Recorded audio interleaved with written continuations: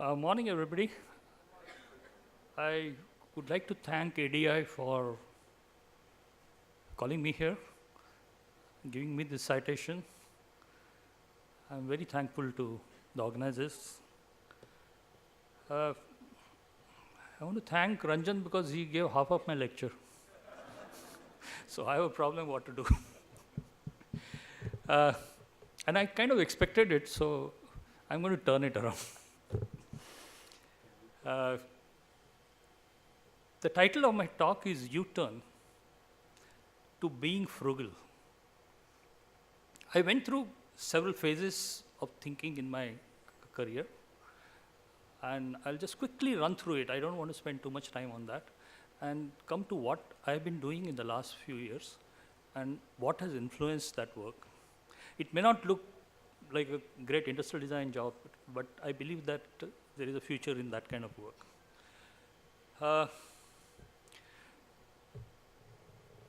I was always, most of my turning points in my thinking have come through either books or authors. Reflecting back, I can actually point out why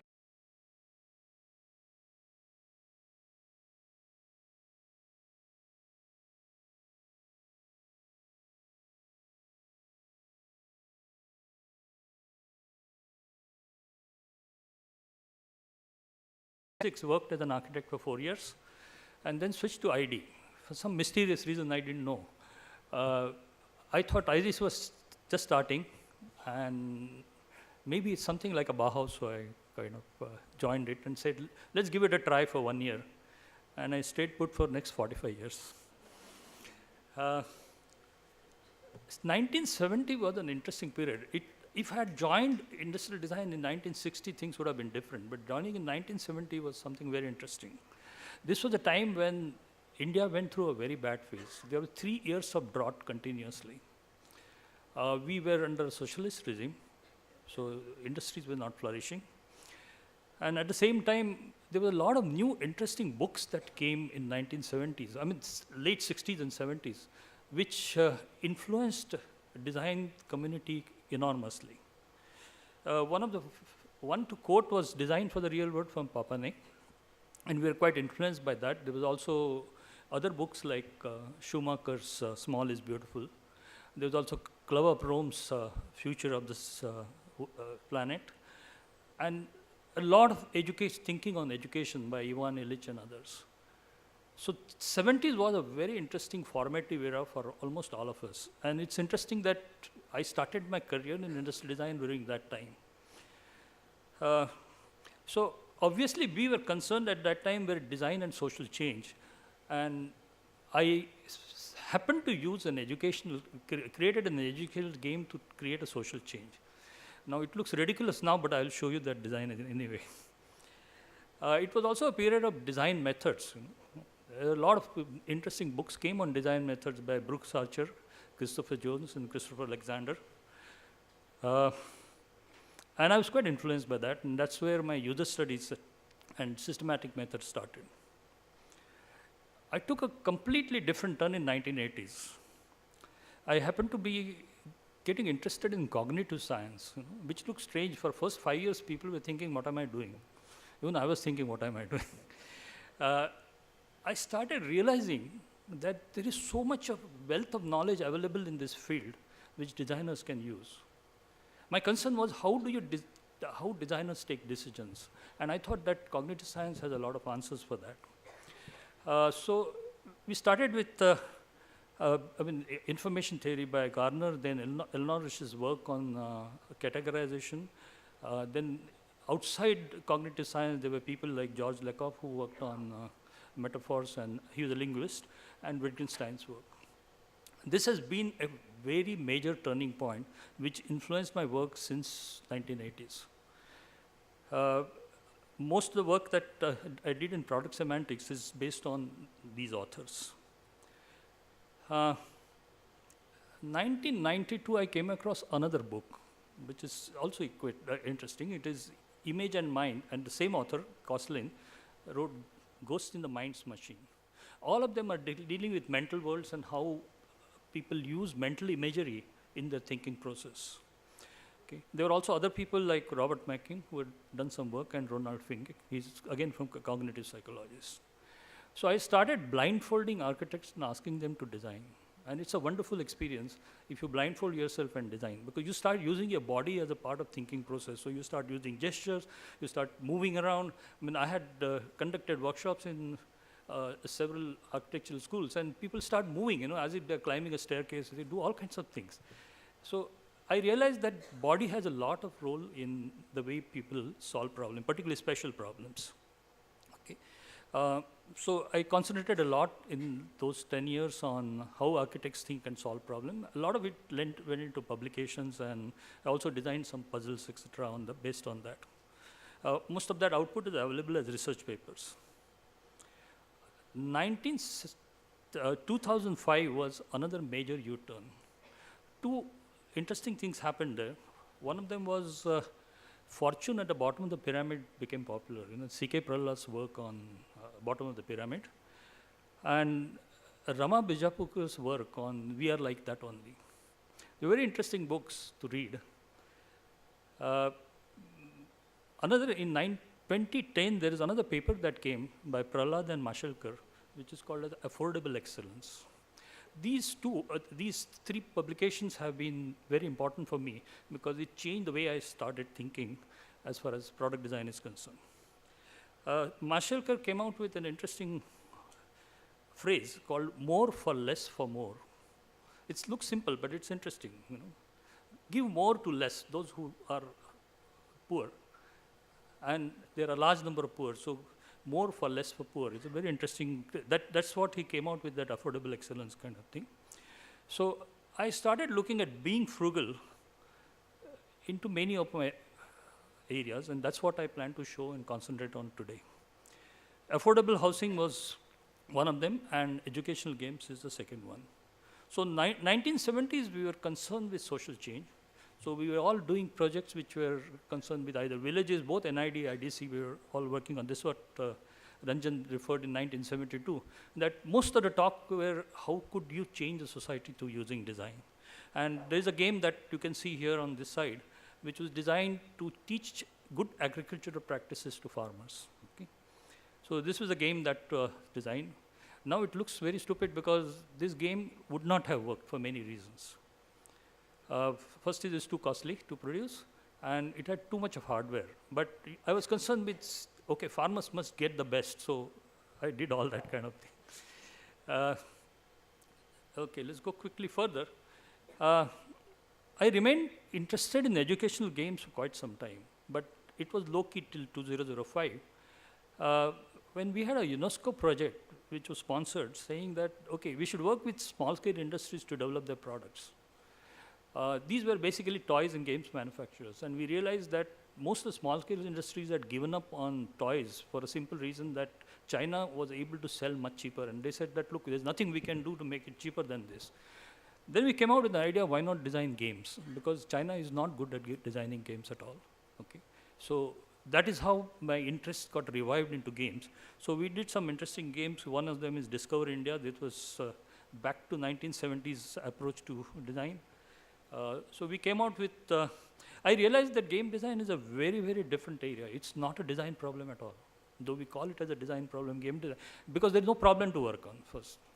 The only problem is how do you occupy children in something gainful, and that's something which is not a good starting point for design. So, but we struggled with that, and we realized the only way you can design games is to get children involved in it.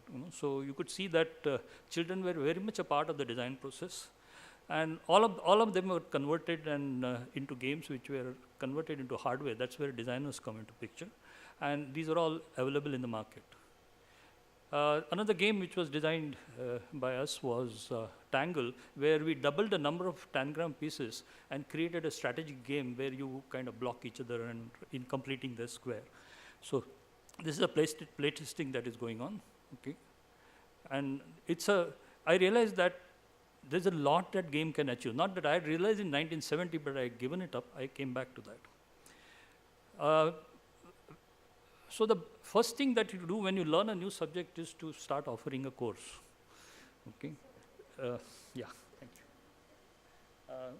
So I decided to sort of teach game design with whatever little knowledge I had, and then learned from working with students. It so happened that fortunately, when the first batch of game design students came in, we came out with 6 games, and all the 6 games were bought by Fun School, okay? And they're already in the market now. So we had interesting games that came in. One of the recent game was introduced in Japan. This teaches about the concept of mod in mathematics through a very playful kind of a means. It's a kind of action game where actually the game finishes in 3 or 4 minutes, but there's so many actions that children like it. They don't even know that they're learning.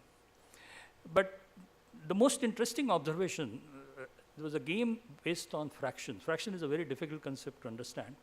So when the student designed the game, we get people from outside, children from outside to come and play, and we normally get children from slums. One 6th standard girl who had no knowledge of fractions learned what is fraction by playing and actually beat all the other students. Okay? Then I realized that I had missed all this opportunity of doing this for last so many years. So I came back to game in a bigger way. So it continued to make money and give royalties. Games are never going to, but it was all going to people who were rich. My idea was that it should reach municipal schools. It should be sold in railway bogies and not cost 150, 250 rupees. So my major concern was, how do I reach children and build, and only, there are several ways we could do it, and they still remain educational, and it should go to mainly municipal schools or in slums where they are not able to make payments for the game. I thought initially schools will buy it, but schools don't seem to buy such things at all. So the question I asked myself, can educational game be frugal? So we decided that what happens, can you design a game which has no hardware at all? And if there is no hardware, there is no cost at all. Unfortunately, sound is, you may not be able to hear the sound. These are just clips from, it's already on the YouTube. You can see this on the YouTube.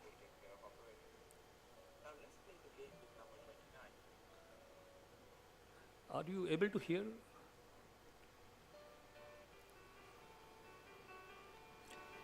It teaches simple arithmetic operations through a game where 2 teams play.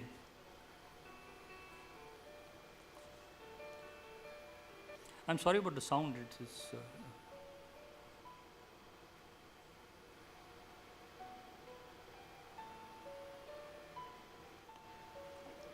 Now let's talk about penalty. Throw the pebble outside the grid. So there are all game elements like penalties and things that you do. So keep the interest going. Other team gets the liberty of changing your operation. There are some body actions also which are required for.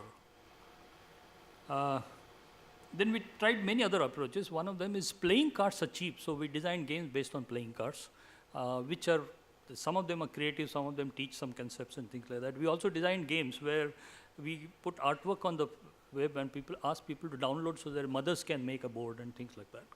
So the idea was to see that the cost of the game can come down so that everybody can afford it. We also developed games based on local hardware. If you have tiles, why not use tiles and create a game? So one of the exercises that we do is to design a game within 3 hours, which is to be played in an environment. For instance, this has got a circular kind of a pattern. So how do you use circular patterns? And students came out with very interesting ideas. For instance, you can teach a concept of clock. You can teach a concept of north, south, etc., creating games where they use their own body. And you can also teach strategies using games. So these are zero cost kind of games. So it was possible to offer more for less and for more, which is based on Prahlad and Mashulka's idea,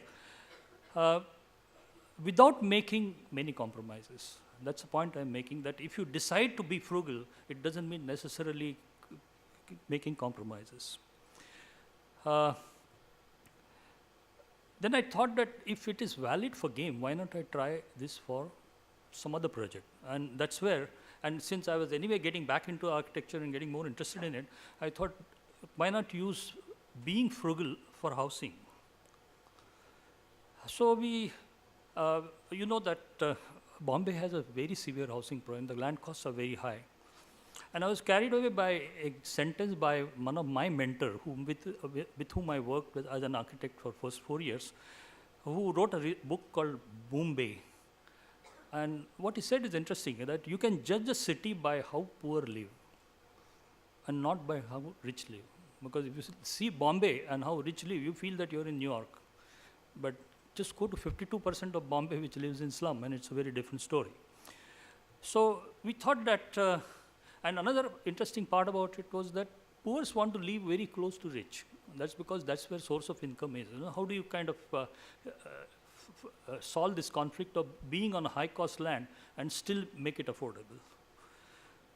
So we called it an out-of-box affordable housing. There are several solutions which are possible, but ideal solutions are almost impossible to get in this. So we were looking for acceptable compromises in this. Now, government has its own ways of doing it, and that is called as one big grand idea in Bombay. It works like this. You take a slum, collect them together, put them into a skyscraper, release 3/4 of the land, use that land for commercial purpose. So the FSI is increased by 2.5 times. You know. See the amount of pressure that you have on infrastructure in Mumbai, with everybody trying to sort of add 2.5% of additional floor space. And finally, what it really created was a vertical slums, you know, because they were all so closely packed that you basically created vertical slums. Now we were looking at, can we make it little better than what they currently have? So this is how the project started. And I was told that even ONIA tried to do something similar to that.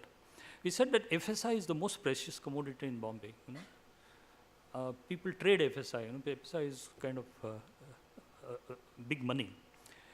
So can we be frugal with FSI? You know? Can we make a very small footprint and still design? So we gave a project called accommodate a family of 6 in 10 feet by 10 feet by 12 feet cube. That was a project that was given. There was a second question that we were trying. What if IKEA decides to sell its interior furniture to slums? So we started with some very conflicting kind of ideas, saying that how a company like IKEA can handle this and how it can be so very compact. There are several projects going on. One of them is called 3D living, the other one is called as 4D living. I'll just concentrate on 3D living for now. Okay. First is we realized that there's a lot that you learn from poor. We spent time in Dharavi, we spent time in a lot of slums, and we realized they didn't know how to use their space much better than the middle class does. They can find excellent uses of even the furniture and appliances that they buy. You won't believe that in Dharavi you can sell a refrigerator space on a rental to make that additional money. So they have enormous interesting ideas available with them. All that we had to do is to go and learn. So we studied slums. We also studied, there is a movement called micro apartment and tiny houses in US and many other countries, where people are asked to shift to the center of the city by creating a smaller footprint so that your travel cost is reduced. And we also looked at aircraft, ships, caravans and all that, and we also looked at IKEA. Okay? And we were trying to see what we could do. So we started off with designing something in 10 feet by 10 feet. Students initially gave up, saying it's not possible. Okay? So I sort of relaxed the constraint, why not increase the height? So we increased the height to 18 feet. Then I told them every week I used to reduce 2 feet, you know, so 18 feet to 16, 16 to 14. And finally I said it cannot go over 12 and a half feet. The reason why 12 and a half feet is there is because municipal regulations do not permit you to do anything more than 12 feet because it gets counted in the FSI. Okay, so they tried all this, and finally we decided that you cannot handle this as a typical mock-up model anymore. You have to construct something full scale. Because it's such a tiny space for a middle class to imagine that, so we decided to build actually that space using slotted angles. So students did this and then realized that that space is not all that small. There's a lot that you can do in that space, which wasn't visible when you looked at it as a small model on a table. But when you are inside it, you could do a lot. So they started functioning within that particular place and started sort of looking at how daily activities of 6 people can take place. They went to, they also charted out what they do in the morning, afternoon, and all that. All those other methods were followed. Okay. Then we created a series of platforms, and the whole house is sort of, it just goes up, up, up, up like that. Why was it as a furniture? The reason is that if you construct a loft, it becomes part of a FSI. So the only way to cheat is to create furniture, because building is already approved. Now what you do as a furniture is not under municipal regulation. Okay. Now this looks like cheating, but it is not. Most of the tiny houses abroad are built on wheels, though they never travel. The reason is there are no laws on wheels, but there are only laws on if you build a fixed building. So there is a way of getting around it. Okay, so these are some of the foldable things that they did, and they were trying to. We came out with every little space could be saved. So we said that let the toilet be just 3 feet by 4 feet, but the WC van has a cover, so it also becomes a shower. Then the doors actually fold inside to create a space in the kitchen. So it has a double use. Okay, so this is how you get in, and this is a space that get created, which is because toilet is used maximum over 2 to 3 hours a day. The rest of the time, that space is part of the kitchen. Okay, then we had, this ladder, of course, is a standard ladder, but ultimately we'll do a ladder which is a Dharavi kind of ladder, which folds. So it sort of vanishes. Okay, so we had the next question: what if IKEA decides to do an interiors furniture for this kind of thing? The reason why IKEA idea came in is because of the municipal regulation. Okay, so we actually constructed a full-scale model, and we got a family to come and we went to their houses first, shot their houses from inside, then brought all the photographs in this place, asked them, now what will you keep where and all that. That's the way of getting feedback. And it's not easy to talk to these people. It takes a long time to break the ice. So this was a feedback session with them. And this is finally the house, which is a 3D house. Okay.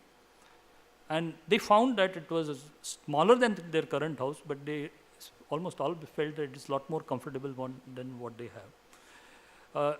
Even little things like, for instance, there is a TV here that you can see. That TV can be watched from below as well as from top. It just sort of flips. So everywhere there's a double use of space, double use of products. Wherever we can save, we saved. Okay. This is designed in a way by which top floor can be hired or given to a paying guest, because that's the only source of income for many slum dwellers. Okay.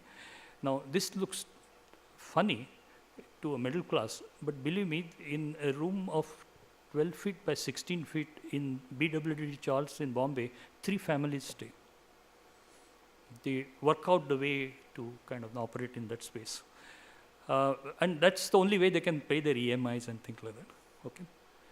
So it's also possible that family can stay on the top and the bottom can be used for some commercial purpose, like you can make papads, you can make, or small industry things can be run. Okay. And finally, it just occupies a 9 square meter, that's 100 square feet FSI. So that becomes very economical. Okay. And of course, there's a legal mischief involved because we make it as a furniture. Okay. Even this part of it in the night kind of falls down so that the entire room becomes big on top. So the staircase is not used in the night, so you can sort of, fold it down. Okay, this is a kind of feedback session with them. We did more things on that, and that was a 4D living. Again, based on another concept which Prahlad and Mashelkar believe. We said even when you work for poor, you need a business model. So the 4D living is based on creating a business model which is associated with affordable housing, but that's a very complicated thing to kind of explain in a short time. So, but it believes in sharing, it believes in creating a model that changes every 15 years. So building goes through a very different business model. This was shown in an exhibition recently in IDC called 4D Living. So, to conclude, being frugal often works. It also makes sense because it can be very sustainable as an idea because it's very resource friendly. It requires less resource. It's also possible to have business models which work with this age group, this income group, and that is where some of the creativity lies. So where is the U-turn? Okay. I started in 1970 onwards with an agenda that it's important to use design for poor.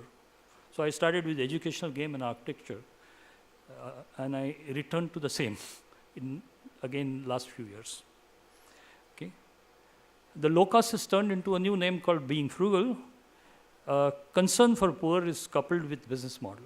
So there is a change that has occurred. What I was doing in 1990 was out of guilty feeling. Now I'm looking at it as a part of business. I don't know whether it's good or bad. Only the time will tell whether this works, but it's worth trying, and that's the point that I'm making. Looking back, books seem to have defined what I did and what I did not do. If I had read some other books, I would have probably done something else.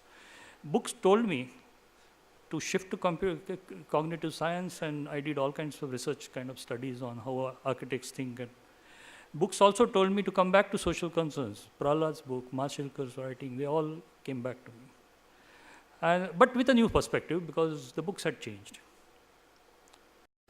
So I'm not sure if this had happened if I had Google searched this. So point I'm making is books are important. Yeah.